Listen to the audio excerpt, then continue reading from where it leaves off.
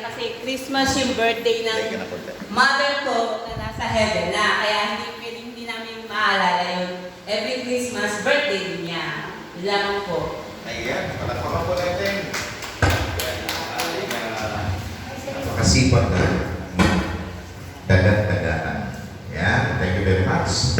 At siyempre, susunod po ay cross na daan.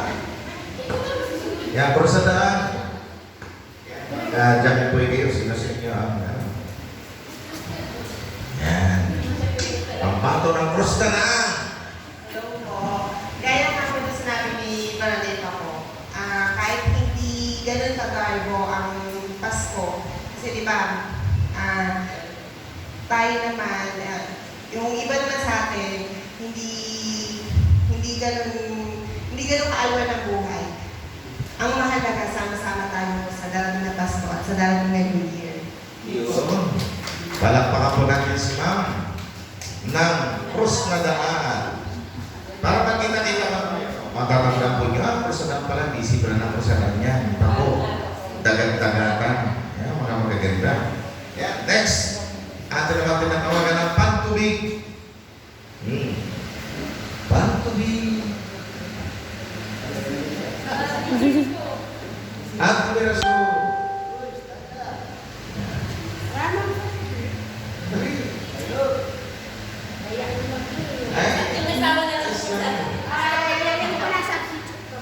Okay, Kuya Ludo. Pinahamang pa eh. Ha? Magsalita ka. Wala ka mamaya. Kuya, dali, ikaw ang tutubos. Yan, palakpakan natin, Kuya Ludo. Ang ating coordinator ng pantubig sa Rapay, Bulacan. Ang iwa sa akin ng Pasko ay minsan malungkot, minsan masaya. Alam niyo na yun. Ang may biyaya o wala. Ang buhay namin. Lalo nga, wala na. Masaya na.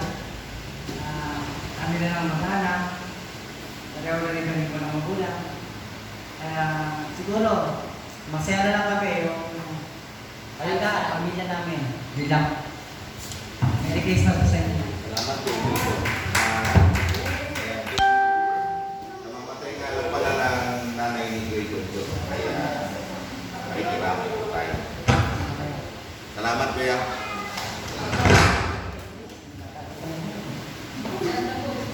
Galit na may tuko natin. Salamat, Kuya Ludo. At siyempre po, ang ano naman, barangay, ano to? Ha? Kural na ba to? Yan. Magandang Emily. Ate. Ay, wala kayong kasamang asawa, kaya isa sa inyo. Alam mo, kasamang asawa, kaya.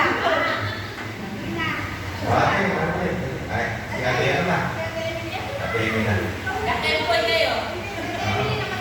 Kayo na po tayo, hindi kayo kasama sa laro kanina eh. Saglit lang naman yun. Tatanong mo kalit. Dito na po kayo. Hindi kayo matakot, di namin kayo kakainin. Merry Christmas po. Ang diwa ko sa akin ng Pasko. Kahit po konti na yung handa, basta kung sama-sama ka ng mag-anak. Ganun lang. Yun. Kahit konti na lang handa, basta sama-sama ka. Oh, yan ang importante sa Pasko. Kahit na simple lang ang handa, di ba? Kahit na pritong manok lang, o lechong manok lang, kahit na lechong kawali lang yung handa, basta mahalaga yung sama-sama. Yan. Ha? Hindi, mahirap kasi kayo ng lechong kawali. Ayan. At siyempre po, babati din sa atin sa Christmas ang ating pong mga kapatid. Ang busy po natin ang Pasong Inching. Ayan. Nandiyan pwede yung dalawa. Ayan. Palapakan naman natin ang busy na Pasong Inching. Ay, yari pala. Sabi po kasi, may kontingan na sa salamat po at biyaya. Ang ini-celebrate po talaga namin ay New Year. Kasi po, parang doon po kami buo eh. Kakasama.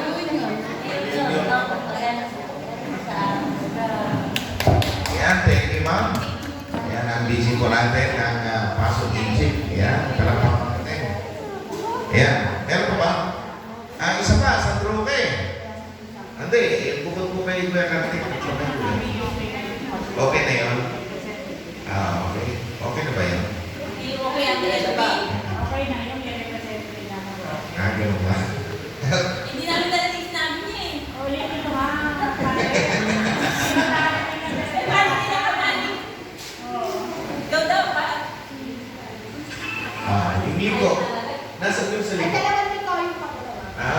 Ayun, sa liko pala. Ang ating busy na liko. Tago. Nagtago pa. Tumiko. Ate Annabel, nasa ka na?